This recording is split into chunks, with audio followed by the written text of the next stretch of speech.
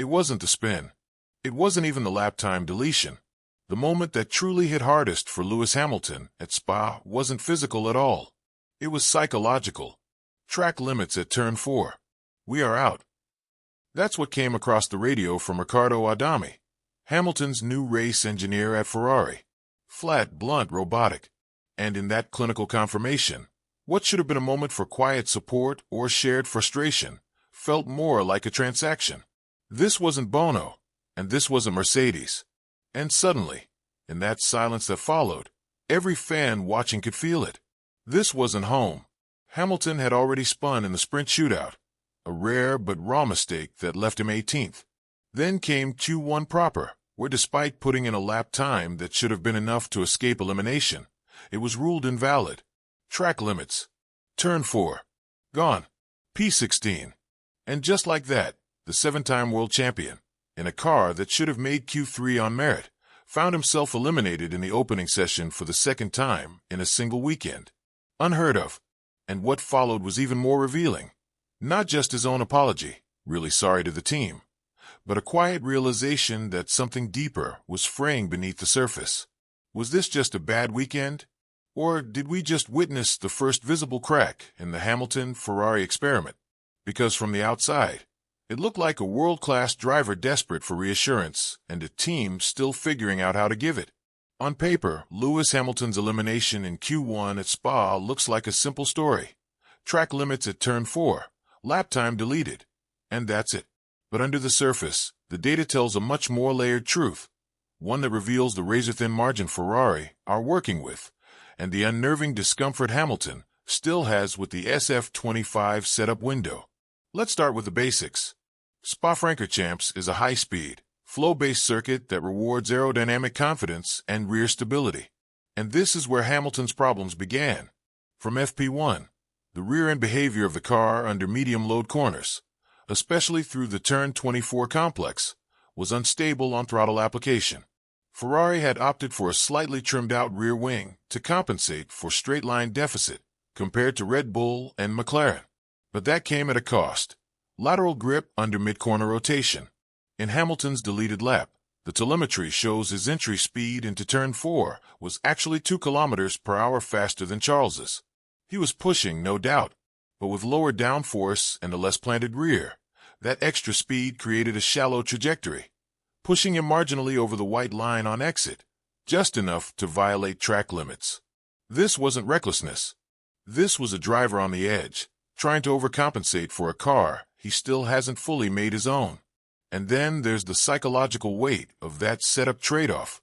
Leclerc, having years of experience in navigating Ferrari's balance philosophy, adapts quicker to these fine margins. Hamilton, still in his adaptation phase, is struggling to trust the rear end. And when confidence erodes in a car that already has a narrow performance window, small overreaches, like turn 4, are inevitable. This wasn't just a deleted lap. It was a symptom of a deeper disconnect between driver, engineer, and machine. Formula One drivers often talk about the voice in your head, not their own, but the one that crackles through the radio. For Lewis Hamilton, that voice used to belong to Pete Bonington, better known as Bono. Over the years, Bono wasn't just an engineer. He was a stabilizer, a translator of chaos into calm. When things went wrong, Bono softened the fall. When they went right, he reminded Lewis why. But at Spa, in the cold silence that followed the terse message from Riccardo Adami, what we heard wasn't just a track limits violation. It was the absence of that emotional safety net. Track limits at turn 4. We are out. It wasn't rude. It wasn't wrong. But it lacked something. The quiet empathy, the shared frustration, the subtle human understanding that elite athletes sometimes need more than data. In that moment, Adami wasn't abrasive, just distant. And that emotional distance echoed far louder than any telemetry could measure. Hamilton's response was clinical, too, but telling. Is everything okay? That's not a strategic query. That's a human reaching out. And the reply, mechanical, almost dismissive, left that hand hanging. This isn't about blaming Adami. He's an accomplished engineer, loyal to Ferrari, and speaks from the structured culture that defines Maranello.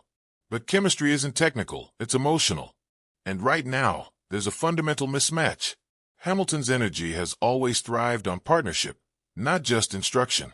And while Ferrari is engineering excellence personified, it has never been known for emotional agility in tense moments. If Silverstone was the honeymoon, Spa felt like reality. Lewis didn't just miss Q2. He missed a voice that knew how to carry him there. And that kind of dissonance, when a driver needs comfort but gets a checklist, can quietly redefine a season. Heading into Spa, Lewis Hamilton trailed Charles Leclerc by 21 points in the Drivers' Championship. That might not sound catastrophic, especially with nearly half a season remaining. But the real danger isn't the size of the gap, it's the trajectory. While Leclerc has found a rhythm inside Ferrari's evolving 2025 package, Hamilton is still playing catch-up, not just in points, but in predictability. And in a season defined by consistency, those weekend swings in performance have consequences that multiply quickly. At Spa, Hamilton's Q1 exit means he's starting well outside the top 10, barring any grid penalties ahead.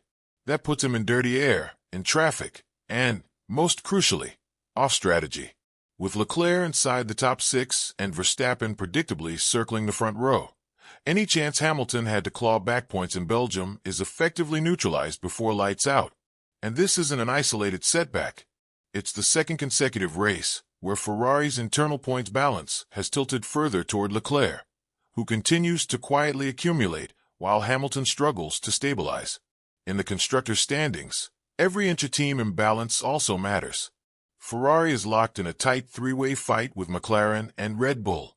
A weekend where Leclerc bags 10 points and Hamilton brings home 2, or none, isn't just a statistical footnote. It's a strategic liability, because while Hamilton adapts and rebuilds confidence,